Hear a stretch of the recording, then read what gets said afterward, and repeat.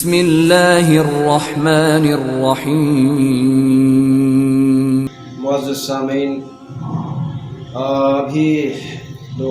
دن پہلے جو ہے وہ ویڈیو مولانا منظور حسین مینگل صاحب کے کلپ نظروں سے گزرا اور اس کو سنا تو مولانا صاحب جو ہے وہ فرما رہے تھے کہ جناب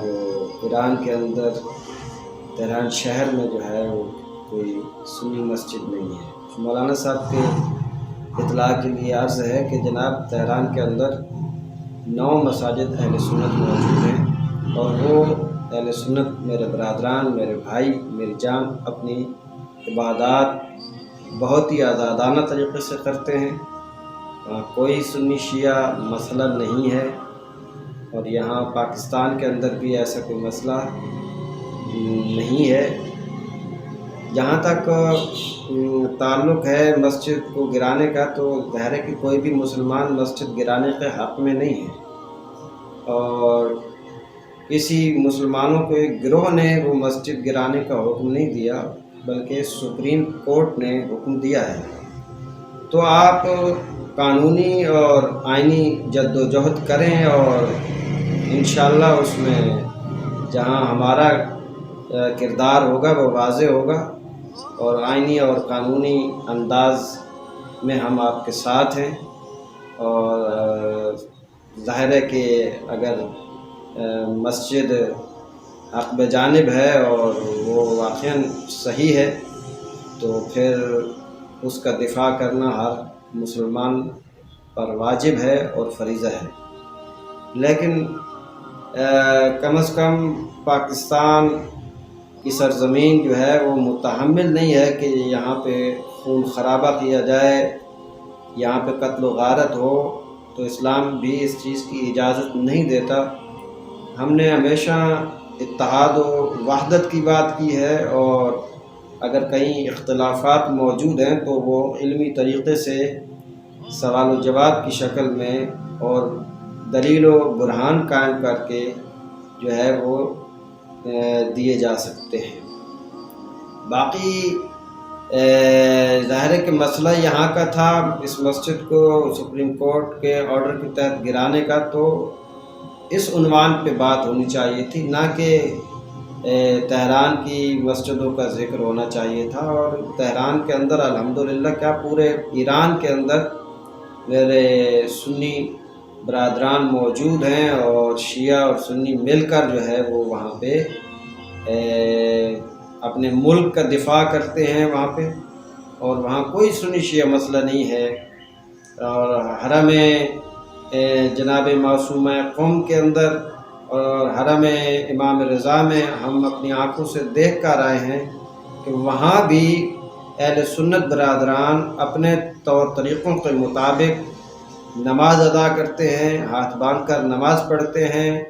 اور اپنی فقہ کے تحت تمام عبادات سر انجام دیتے ہیں۔ وہاں ان پہ کسی قسم کی کوئی پابندی نہیں ہے اور نہ ہی وہاں کوئی سنی شیعہ مسئلہ ہے اور نہ ہی پاکستان کے اندر کوئی سنی شیعہ مسئلہ ہے۔ دہشت گردی ہے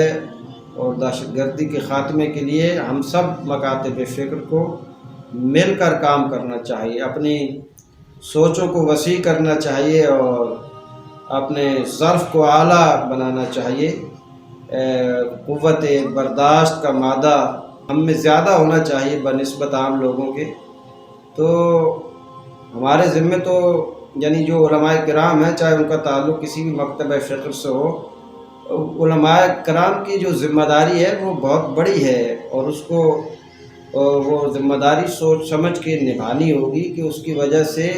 لوگوں کا خون خرابہ نہ ہو بلکہ لوگ امن و امان سے اپنی زندگی کو بسر کر سکیں۔ تو امید ہے کہ مولانا صاحب تحقیق کرنے کے بعد یہ فیصلہ دیں گے تو وہ بہتر رہے گا۔ بلا تحقیق جو ہے وہ اس طرح اس انداز میں گویا کہ ایک فرقہ واریت کو ہوا دینے والی بات اور انتہا پسندی والی بات ہو جائے گی، شدت پسندی والی بات ہو جائے گی۔ اسلام انتہا پسندی اور شدت پسندی کی مذمت کرتا ہے اور فساد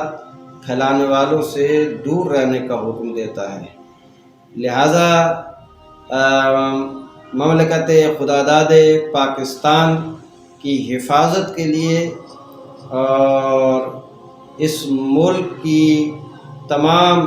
زمین کی حفاظت کے لیے ہم سب کو مل کر آگے بڑھنا ہے۔